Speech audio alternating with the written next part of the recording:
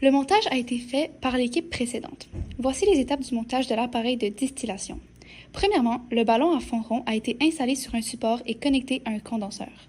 Par la suite, les tuyaux d'eau ont été installés de manière à ce que l'eau froide entre par le bas et ressorte par le haut. Le thermomètre et le Bunsen burner sous le ballon ont été également placés. Ce montage avait été réalisé pour que, lors du chauffage, les vapeurs puissent circuler dans l'appareil et être refroidies dans le condenseur. C'était important car le condenseur permet de refroidir les vapeurs et les transformer en liquide. L'eau qui circulait en sens inverse gardait le condenseur bien rempli et assurait un refroidissement efficace. Sans ce montage, la distillation n'aurait pas fonctionné.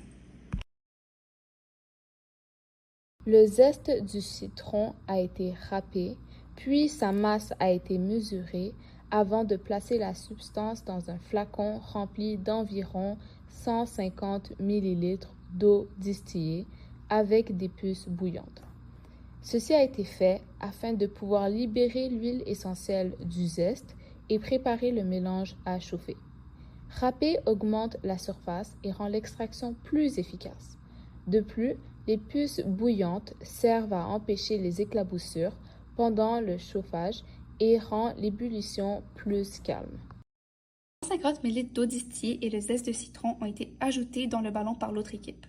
Un cylindre gradué qui permet de collecter le mélange d'huile et d'eau a également été ajouté. Ensuite, le ballon a été chauffé jusqu'à ce que le mélange commence à bouillir. La vapeur d'eau entraînait avec elle les composés présents dans le citron. L'huile était co-distillée avec l'eau. Comme elle ne se mélange pas à l'eau, deux phases se formaient.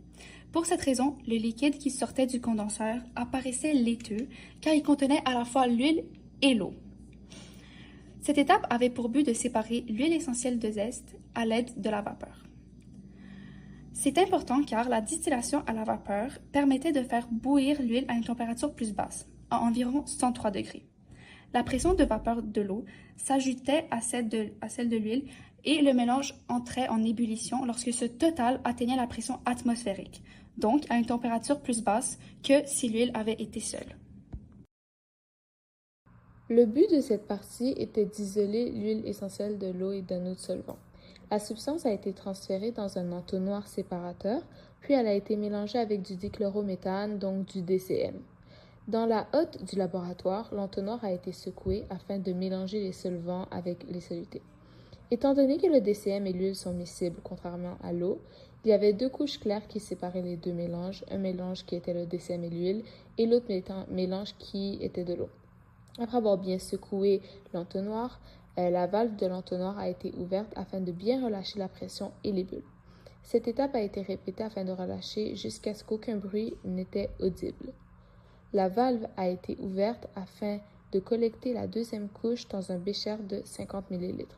Le mélange de DCM et d'huile se trouve dans la couche inférieure, étant donné que le mélange de DCM et d'huile avait une densité plus élevée que celle de l'eau.